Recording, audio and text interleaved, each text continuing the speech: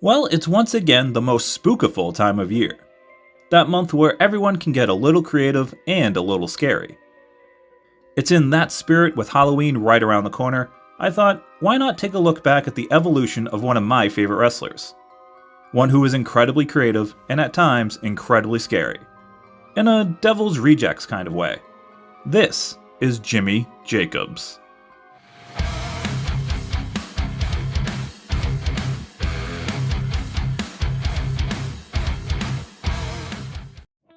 Some time ago, back in my Kill City Cup review, I think my admiration for Jimmy Jacobs was pretty clear. And I'll be doing another wrestling film review after the next DCW. But I'm getting off track. This is about Jimmy Jacobs, not Henry Winkler. I think Jimmy is one of the most brilliant minds in wrestling of his generation. From all the things I've heard that he's been involved in, it's clear he gets it. If something works, go with it. Lean in no matter how odd or ridiculous. And I feel his brilliance, and really the brilliance of peak Ring of Honor, is best represented by the evolution the Jimmy Jacobs character went through. Jimmy Jacobs debuted in Ring of Honor in 2003 as an undersized oddball character. He at times was kind of childlike. He wore fuzzy boots and husked, imitating Bruiser Brody and his protege, the Berserker John Nord. Jacobs would spend his first year and a half teaming and feuding with fellow ROH newcomer Alex Shelley. The feud helped put Jimmy on the map for the ROH fans as more than just a guy in a four-corner survival to take the crazy bumps. Their feud would conclude at Joe vs. Punk 2 in a wild I Quit match with Shelley getting the win. Jacobs wouldn't suffer from that loss for very long as he'd find a new partner and even more success. In April 2005, Jimmy formed a tag team with BJ Whitmer.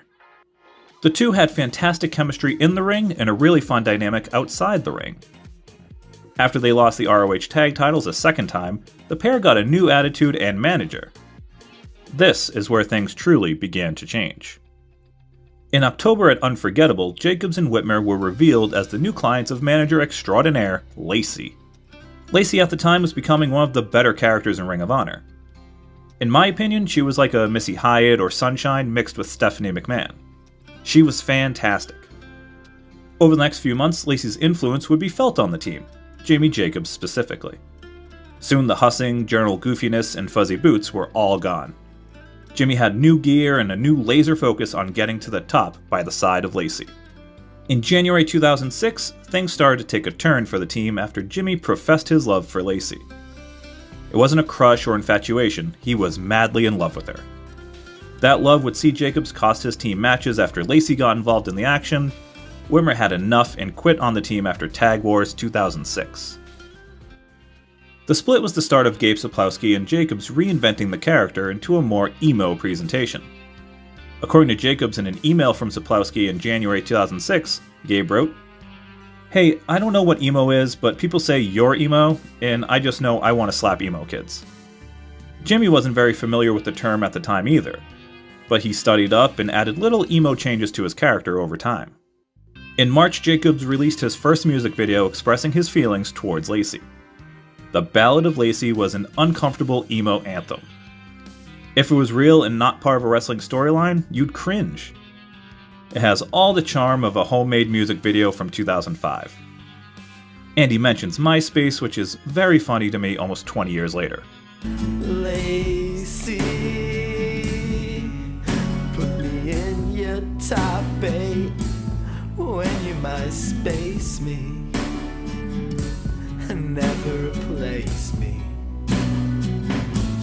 But the Ballad of Lacey got over. Fans would use their phone screens as lighters, as Jacobs would use his love song for entrance music for his match against Whitmer at Dragon Gate Challenge at the end of the month. The match is most remembered for a really scary spot where Whitmer slipped attempting a top rope powerbomb. Jimmy's head hit the apron, and Whitmer hurt his ankle pretty badly. They'd somehow finished the match, and instead of shaking hands and burying the hatchet, Jimmy spit in Whitmer's face and walked out with Lacey, putting an end to the team once and for all, and sparking one of ROH's most iconic feuds. Whitmer and Jacobs would over time go on to have some of the wildest matches possible with the craziest bumps you could think of. Jimmy would suffer a few losses which infuriated Lacey, but Jimmy only fell more for her. That love leading to Jimmy kayfabe breaking Whitmer's weakened ankle, taking him out for a couple of months. In the summer of 2006, Colt Cabana would enter the equation after being caught in a couple of, let's say, compromising positions with Lacey. To keep Jimmy doing her bidding, she played off the situation as a business dealing.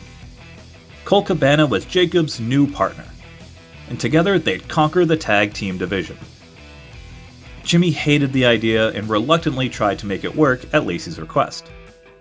Any match the two were involved in showed they were not even close to being on the same page, despite Lacey's best attempts at getting them to cooperate. In September, Jacobs released another music video dedicated to his love for Lacey, Victory of Love. Prior to the video, Jimmy lets us know that even though she may be with someone else, and he may have been sad about it, he believes the power of love always wins in the end. The adoration of the heart holds victory over sins of the flesh. Jimmy had entered his lovesick emo teenager phase.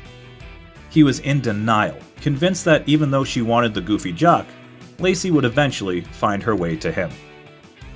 Victory of Love was another artistic success for Jacobs and got the fans even more invested in the story of he and Lacey. After the video's release, BJ Whitmer returned, attacking Jacobs and promising to take him out once and for all. Around the same time, Jimmy and Cabana finally started to turn a corner as a duo, picking up wins or at least not fighting with each other. Things had gotten so good that Lacey officially offered Cabana a spot as a member of Lacey's Angels. Cabana declined. Colt refusing Lacey set off Jimmy. He retaliated with a heel to the face. It was once again Jimmy and Lacey. Over the next several months, the cast of characters involved with Jimmy Jacobs grew to include Daisy Hayes coming out to neutralize Lacey, and Brent Albright being brought in as Lacey's hired gun. The six would feud all over the ROH circuit in various tags and singles matches. This war led to Jimmy Jacobs' next music video, my personal favorite, Kiss to Kill. It had a darker tone, a tougher edge. It accurately represented the transformation he'd gone through to this point, from puppy love to emo psychopath. 2007's fifth year festival would see one arm of the feud end, and the other arm would only escalate. On Show 4 in Chicago, Cabana would defeat Jacobs in a Windy City death match. This win would help Colt escape the feud. Jacobs would lose again on Show 6 in Liverpool, falling to Whitmer in a Falls Count Anywhere match. They were not done yet. At this point, the losses were tough to take, but ultimately wouldn't matter to Lacey if Jimmy simply beat Whitmer. On March 31st in Detroit at Supercard of Honor 2, a year to the day this all started, Jimmy Jacobs and BJ Whitmer were locked inside a steel cage. They had an incredibly violent battle. At times it was even a little tough to watch. To me, it was really reminiscent of the Magnum TA versus Tully Blanchard I Quit match. Just amazing wrestling. When it was all said and done, it was Jacobs who was victorious, beating Whitmer with a senton through a table from the top of the cage.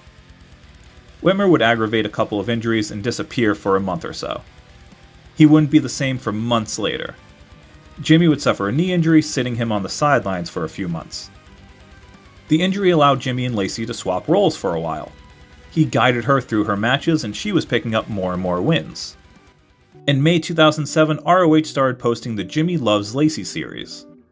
The videos followed the pair as Jimmy tried to win Lacey's heart while on a 4-day vacation in Chicago. There's a lot of really fun wrestling vignette stuff in these videos. It's some of the best character stuff ROH ever did at the time.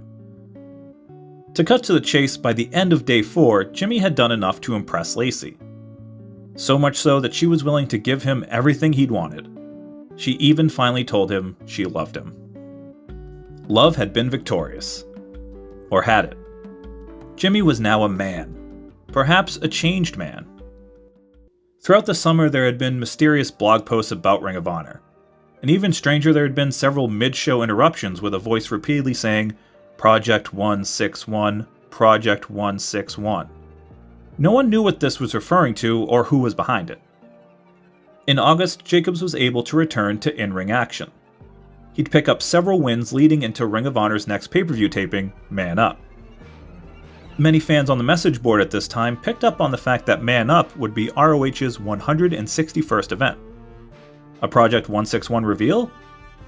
We didn't know, but knew something big was bound to happen. The night of Man Up, following the Briscoes' victory in the hellacious ladder war against Steen and Generico, Jay and Mark were attacked by the Necro Butcher, a debuting Tyler Black, and finally, Jimmy and a now emo-looking Lacey. They hung Jay Briscoe from the rafters while Jacobs cut an amazing promo as Jay Briscoe's blood rained down on him. It's to this day one of my favorite wrestling moments. Not just ROH, but ever. The age of the fall had arrived.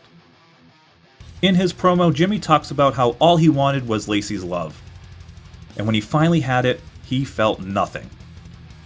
How he had hoped that someday love would save him. Love doesn't save, nothing saves. Jacobs' dissolution with love had driven him mad.